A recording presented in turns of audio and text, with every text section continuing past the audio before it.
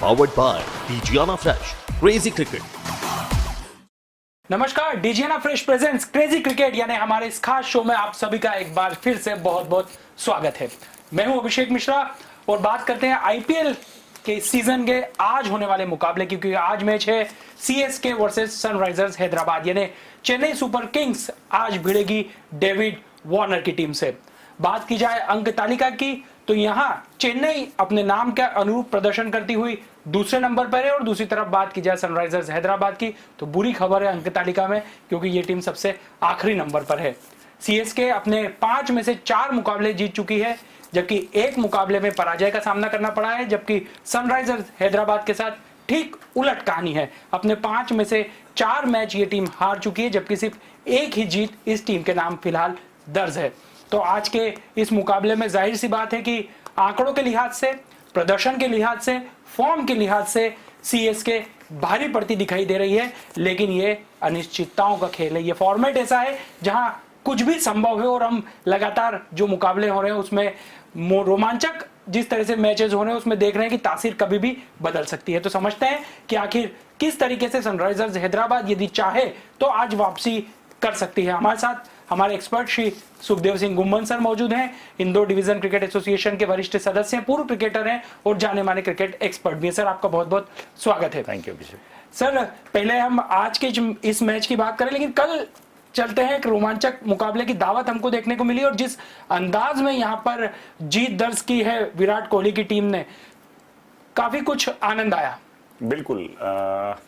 देखिए कल पोस्ट जब टॉस के बाद में कप्तान से पूछा गया कि विराट कोहली से पूछा गया कि क्या आप इस निर्णय से खुश हैं कि आपको पहले बैटिंग करने के लिए कहा गया है और आप किस तरह से इस इनिंग को प्लेस करेंगे, तो उनने एक बहुत सिंपल सीधा सा इसके बारे में कहा कि पहले 6-7 ओवर में हमको संभल के खेलना होगा और उसके बाद में इस ग्राउंड के ऊपर अहमदाबाद के मोटेरा स्टेडियम में पहले 10 ओवर के बाद में ही ओस गिरने लगती है। तो जब ओस गिरती है, बॉल गिली होती है, उसमें बॉलर के लिए मुश्किल होता है। आप अपनी रिसोर्सेज बचा के रखें, बाद में रन बनाएं। ऑल्दो मैच में थोड़ा सा इससे उल्टा हुआ कि देवदत्त पडिक्कल और विराट कोहली ने बैटिंग बहुत अच्छी शुरू करी। 4 ओवरों में 32 रन के आसपास स्कोर था, बट अनफॉर्चुनेटली लगातार 2 बॉलों पे 2 विकेट हो जाना, तो उस समय लगा था कि वापस से दिल्ली कैपिटल्स ने अपनी पकड़ उस मैच में बना रही है। पर जिस तरह से कल एबी डिविलियर ने फिर से अपना गेम दिखाया, हम बार बार अनेकों बार देख चुके हैं कि वो आरसीबी के लिए एक मसीहा की तरह उभर कर आते हैं और कोई ना कोई ऐसी इनिंग खेलते हैं कि जिसमें वो एक इतने सम्मानजनक या एक इतने अच्छे स्कोर पर आ जाते हैं कि जिसमें ऐसा लगता है कि वो बहुत इजीली वो मैच जीत जाएंगे। कल जब 171 रन इस विकेट पे बने और थैंक्स टू एबीडी, उन्होंने बहुत अच्छी बैटिंग करी। उनको सपोर्ट भी टीम से रजत पाटीदार से अच्छा मिला। एक समय में ऐसा लग रहा था कि रजत पाटीदार को ये तीसरा मैच है और इसमें करो या मरो की स्थिति है। उन्होंने वैसा ही किया, 31 रन की इनिंग खेली, 2 बहुत खूबसूरत छक्के मारे उन्होंने। एक अमित मिश्रा को 6 मारा लॉन्ग ऑन के ऊपर, लगभग 86-87 मीटर का 6 था। उसके बाद ईशांत शर्मा को 6 मारा, हुक किया उन्होंने, वो भी बहुत क्लीन हिट था। उन्होंने दिखाया कि क्यों आरसीबी की थिंक टैंक जो है उनके ऊपर लाई कर रही है, उनको मौका देना चाहते हैं। एक अच्छे बैट्समैन हैं, बट अनफॉर्चुनेटली कल उनके पास मौका था। मुझे लगता है कि उनको 50-60 करके अपनी जगह और सीमेंटेड करनी चाहिए थी आरसीबी के लिए। 171 रन बनने के बाद में लग रहा था कि वन साइडेड मैच होगा जिस तरह का विकेट था, परंतु हम बार बार कहते हैं कि जो डीसी का मिडिल ऑर्डर है, उनके बॉलर्स हैं या जो Indian top heavy batting lineup है, ऑल्दो पहले इनिशियल बैट्समैन फेल हुए, ओपनर्स फेल हुए, लेकिन उसके बाद जिस तरीके से ऋषभ पंत ने और शिमरन हेटमायर ने बैटिंग करी, लाजवाब थी। हम कल भी, अगर अभिषेक आपको याद हो तो आप पंत के बारे में पूछ रहे थे कि वो कुछ नहीं कर पा रहे हैं, तो मैंने आपसे कहा था कि ये मौके की बात होती है और जब मौका मिलेगा तो डेफिनेटली करेंगे, और कल मौका मिला और उन्होंने 50 रन किए। अनफॉर्चुनेट रहे कि लूजिंग स्ट्रीक पे रहे। हमने कल हेतमार की भी बात करी थी कि उसको भी मौका नहीं मिल रहा है। वो जब आते हैं 2-4-6 बॉल खेलने को मिलती हैं और 2-4-6 बॉल के साथ में कोई भी बैट्समैन जो है अपना बेस्ट नहीं दे पाता है कि वहां आके आपको ताबड़तोड़ क्रिकेट खेलना होता है। नीड ऑफ द आवर होता है कि आप ज्यादा ज्यादा स्कोर करें, उसमें आप कभी रन बना पाते हैं और कभी फेल होते हैं। और कल के मैच में कुछ स्टैटिस्टिक्स इस तरह की अनोखी रही हैं जो मैं आपसे शेयर करना चाहूंगा कि दिल्ली की टीम एक ऐसी टीम है जो 3 बार 1 रन से मैच हारी। किसी भी आईपीएल फ्रेंचाइजी में आज तक ऐसा नहीं हुआ है। और कल एक अनोखा मैच भी आईपीएल में या 2020 में ऐसा था कि कोई भी टीम लास्ट ओवर में चेज करते समय एक जो चेजेबल स्कोर है, कल उनको 14 रन बनाने थे और वो 13 रन ही बना पाए और 1 रन से मैच हार गए। और जबकि आपके 2 बैट्समैन 50 के ऊपर अनबीटन हो, नॉट आउट हो, 50-50 रन बना के 2 बैट्समैन खेल रहे हैं, तो हम समझते हैं कि उनकी आंखें जम चुकी हैं, बॉल उनको फुटबॉल जैसी दिख रही है। अपनी टीम को एक मुश्किल समय से लाके आप जीतने वाली सिचुएशन में लेकर आए हैं। और उस समय अगर आप नहीं जीतते तो अपने आप में एक अनोखा मैच आज तक आईपीएल में और T20 में रहा है कि 2 बल्लेबाज 50-50 बनाकर खेल रहे हैं और वो अपनी टीम को 1 रन से नहीं जिता पाते। लेकिन सर यहाँ पर मैं व्यक्तिगत तौर पर यदि देखूं तो फिर एक बार ऋषभ पंत की थोड़ी बतौर कप्तानी का अनुभवहीनता हमारे सामने आई है कि मैच्योरिटी हमने एक बार फिर देखी। आपके पास अमित मिश्रा का एक ओवर बाकी था, इससे पहले वाले मुकाबले में मैन ऑफ द मैच रहे मुंबई के खिलाफ, शानदार अनुभव है उनका, लाजवाब खिलाड़ी है।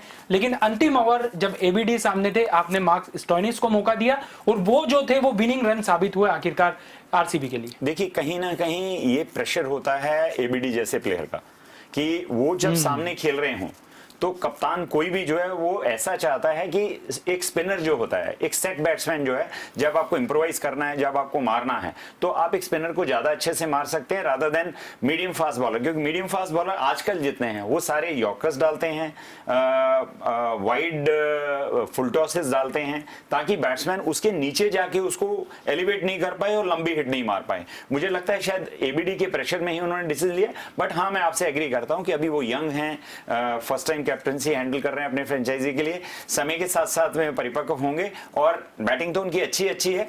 ऋषभ पंत के लिए एक और आंकड़ा इस आईपीएल सीरीज में रहा है कि उन्होंने 250 करे हैं और दोनों 50 में एक भी 6 नहीं मारा है।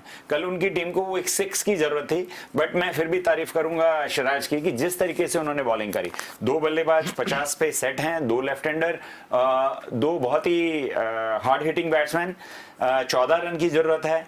पहले तीन बॉल में 2 रन, पहले एक सिंगल पहली बॉल पे आता है, दूसरा डॉट बॉल, तीसरे पे फिर सिंगल आता है, फिर 2 रन लेते हैं और अगली 2 बॉल के ऊपर ऋषभ पंत ने 2 चौके मारे। लास्ट बॉल के ऊपर उनको 6 रन की जरूरत थी। एक वाइड यॉर्कर फुल टॉस उन्होंने यॉर्कर करने की कोशिश करी, जो वाइड फुल टॉस थी सिराज की, उसको पॉइंट के ऊपर से स्लैश करके वो 4 रन ही बना पाए। इन द एंड 1 रन से उनकी टीम हार गई।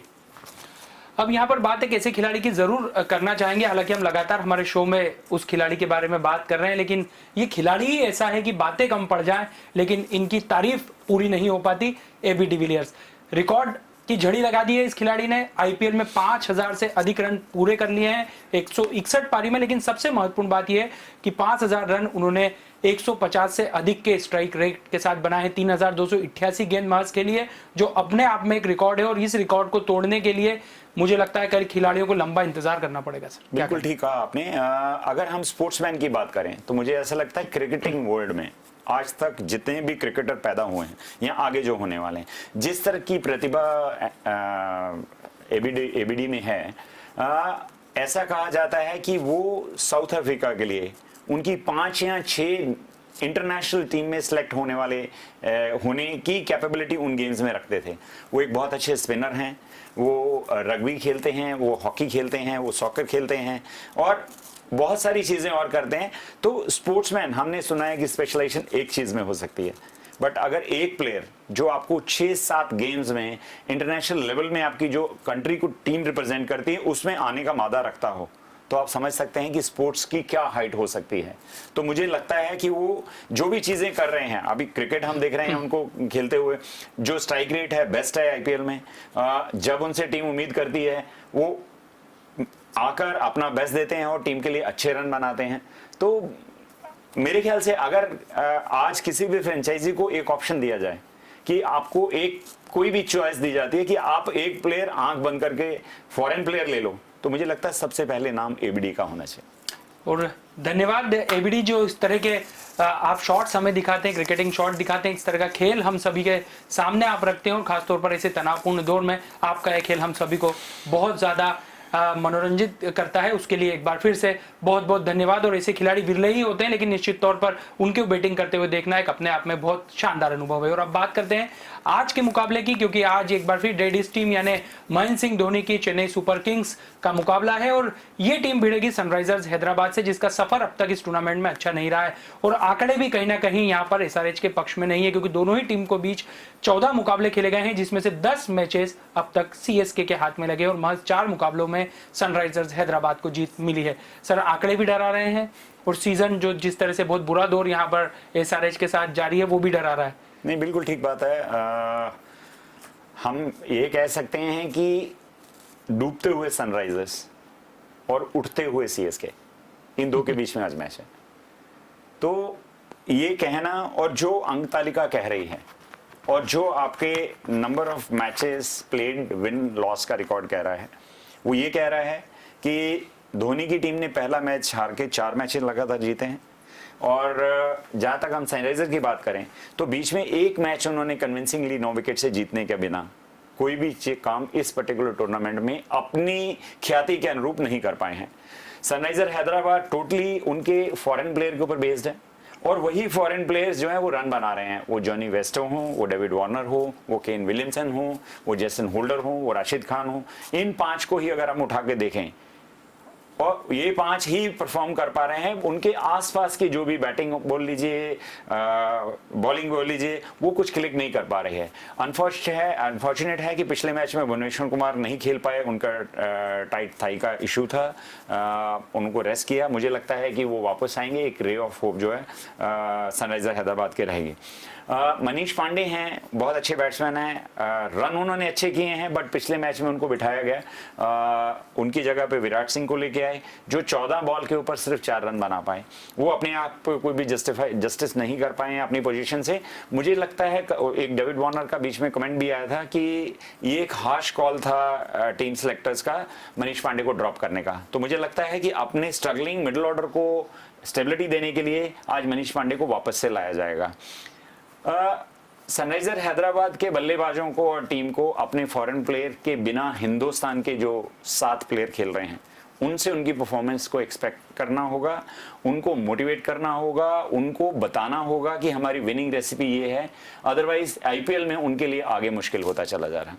वैसे सर, 2 अनुभव वाले कप्तानों के बीच भी आज मुकाबला है, क्योंकि महेंद्र सिंह धोनी नो डाउट एक शानदार कप्तान है और लंबा अनुभव है, और वही बात यहाँ पर डेविड वार्नर पर भी लागू होती है। तो ये 2 कप्तानों के बीच की भी बैटल कैसी रह सकती है आज?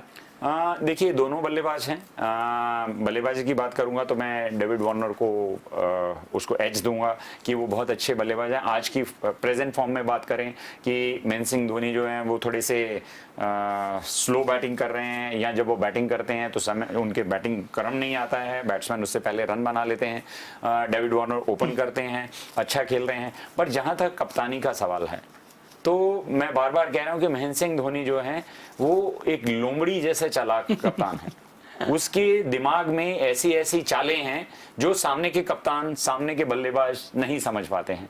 और उसका जो विकेट को रीड करने की कैपेसिटी है, जो उसको वो रीड करते हैं कि ये विकेट कैसा खेलेगा, या वो प्लेयर के स्वैट एनालिसिस के ऊपर काम करते हैं कि इसकी स्ट्रेंथ क्या है, इसकी वीकनेस क्या है, ये कैसे खेलता है। बार बार हम सुनते हैं कि वो पीछे से बॉलर को कुछ ना कुछ बोलते हैं, और उसके बोलने के कुछ देर बाद ही हमको कोई ना कोई रिजल्ट देखने को मिलता है।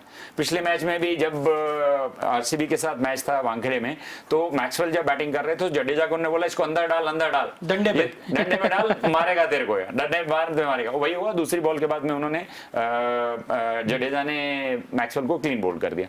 तो ये जो चीजें हैं, इनपुट हैं, ये इनपुट जब कप्तान विकेट के कीपर हो और पीछे से देता है, बॉलर के लिए और टीम के लिए बहुत ही महत्वपूर्ण होती हैं। क्योंकि आप देख रहे हैं कि बॉल जो है वहां से बैट पे आ रही है, स्पिन हो रही है, नहीं आ रही है, कैसी सिचुएशन है। बल्लेबाज जब खेलता है और आप उसके पीछे रहते हो तो आपको लगता है कि वो किस तरह के स्ट्रोक्स अच्छे खेल पा रहा है, क्या उसकी वीकनेस है, उसको कहाँ खिलानी चाहिए। और महेंद्र सिंह धोनी जैसे कप्तान को, जिन्होंने इंडिया को इंटरनेशनल लेवल में बहुत डिफरेंट लेवल पे लेके गए, बहुत सारे टूर्नामेंट हमारे लिए जीते, हमारी नई पौध जो क्रिकेटर्स की थी उनको सींचा, उनको उस लायक बनाया, उनको कॉन्फिडेंस दिया।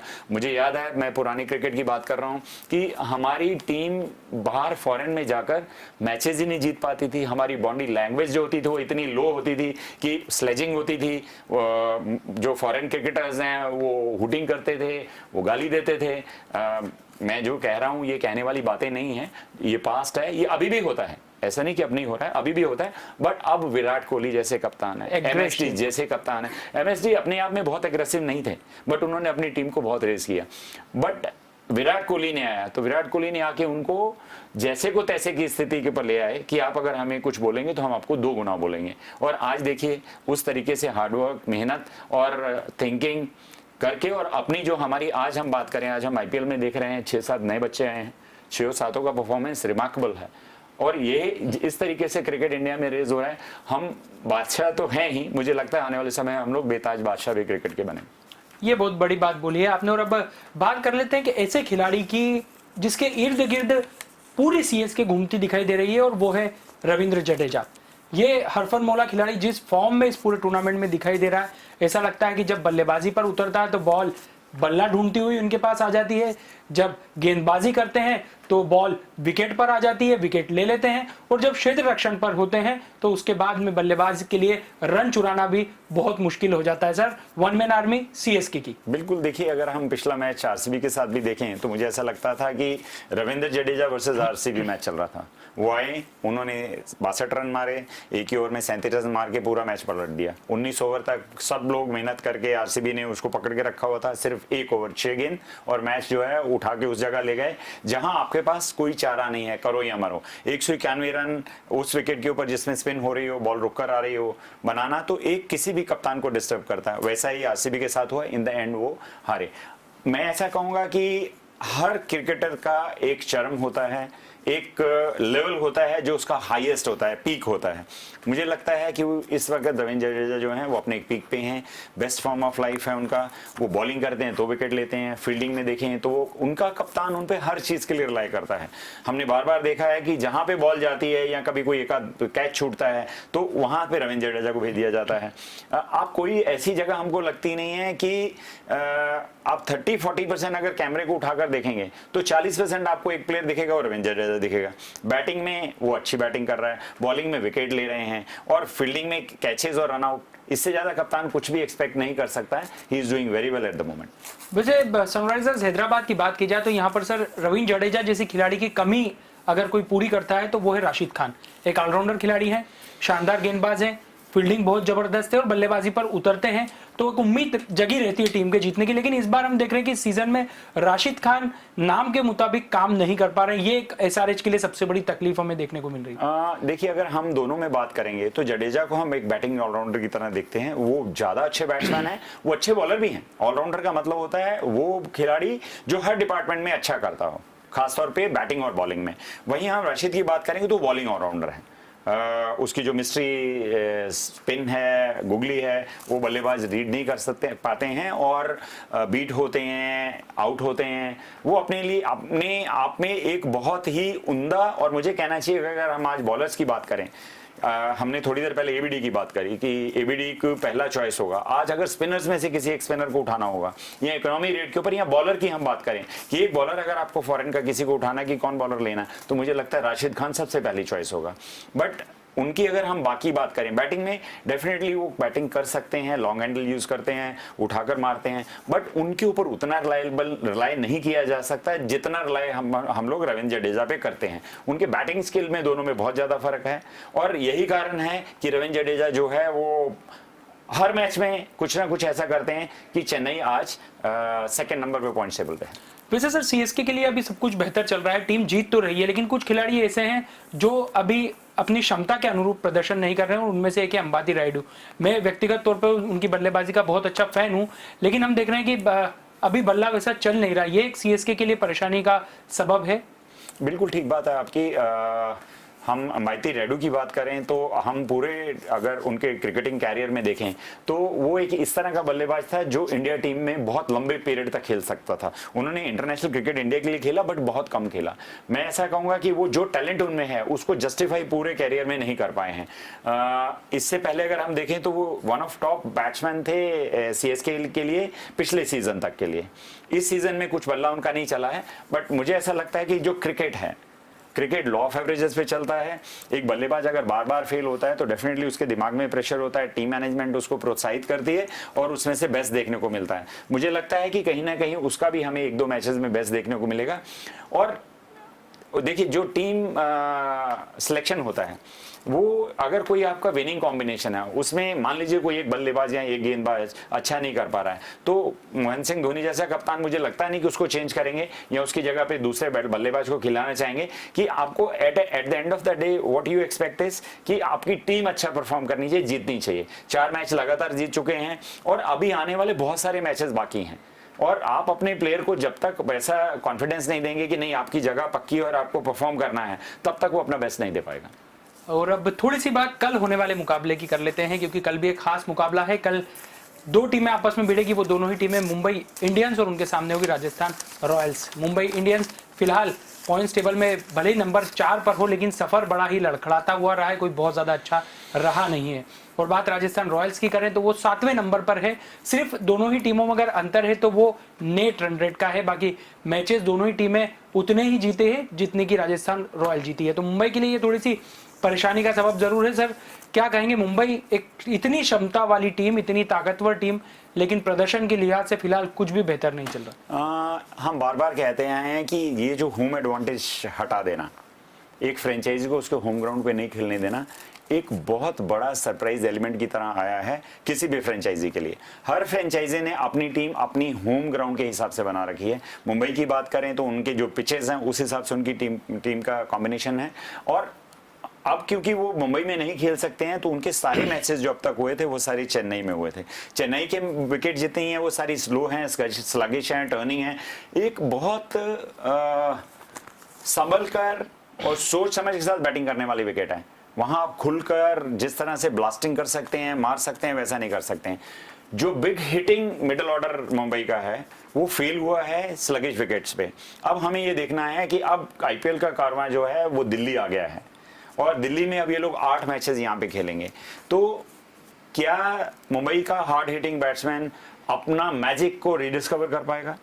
ये बहुत बड़ा क्वेश्चन होगा इस पर्टिकुलर जगह पर। और मुझे लगता है कि जिस तरह की क्वालिटी उनके प्लेयर में है आपको दिल्ली में एक डिफरेंट मुंबई इंडियंस देखने को मिलेगी। वो कमबैक करेंगे।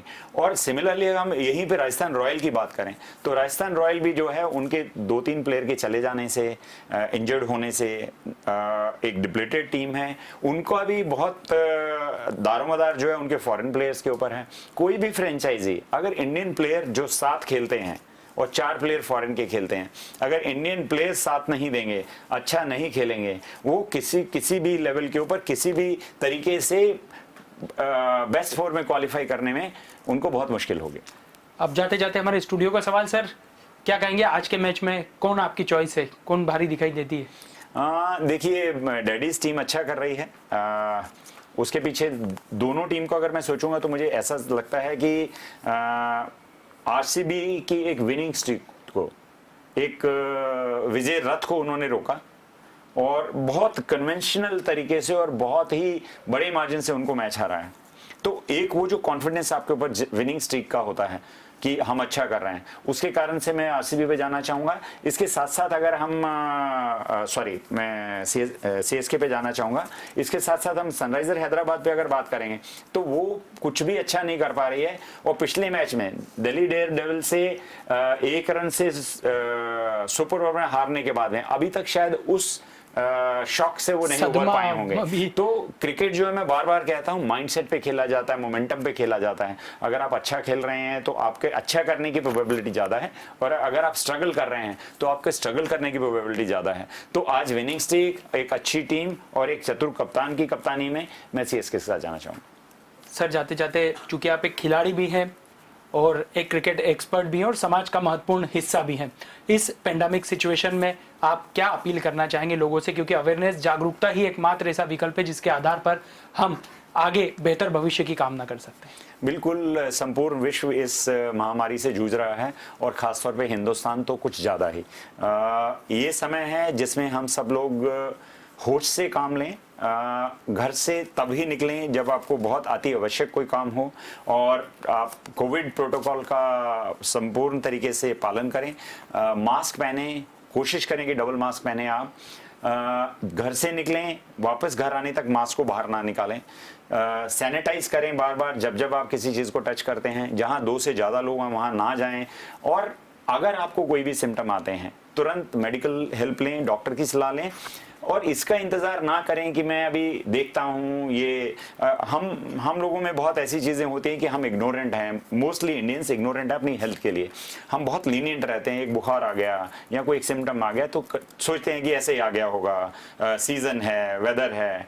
हमको ऐसा नहीं सोचना है। जो भी कोविड के सिम्टम्स आते हैं उनको मद्देनज़र रखते हुए डॉक्टर से बात करें, उससे तुरंत मेडिसिन आप चालू करें। और उसके साथ साथ आपको अगर वो जो भी एडवाइस देते हैं कि आपको RT-PCR टेस्ट कराना है तो आप वो टेस्ट कराएं, क्योंकि टेस्ट के रिजल्ट आने में आजकल समय लग रहा है। तो आपको अपने जो भी आपका फिजिशियन है, जो भी आपके फैमिली डॉक्टर हैं, जो भी डॉक्टर को आप जानते हैं, उनसे सलाह लेनी है और उनके कहे अनुसार आपकी दवाइयों का काम तुरंत चालू करना है।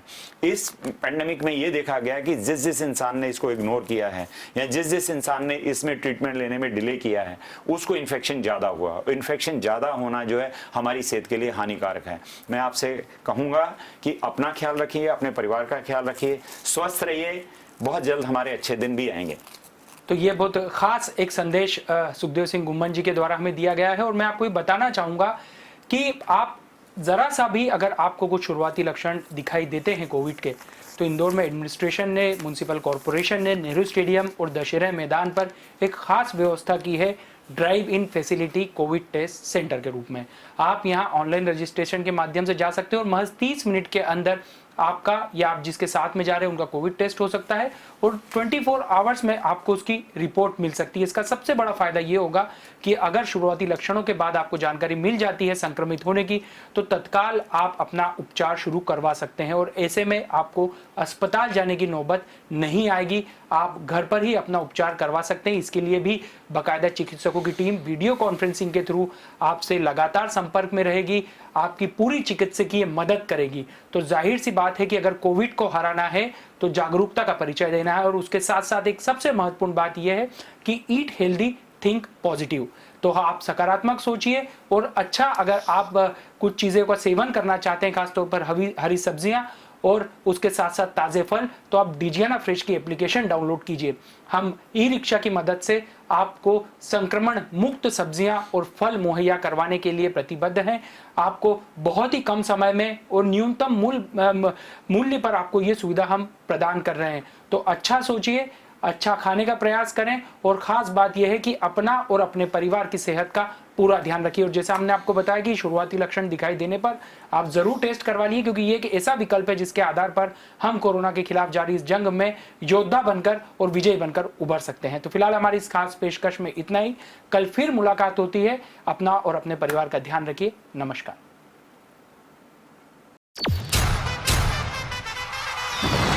Powered by Digiana Fresh, Crazy Cricket।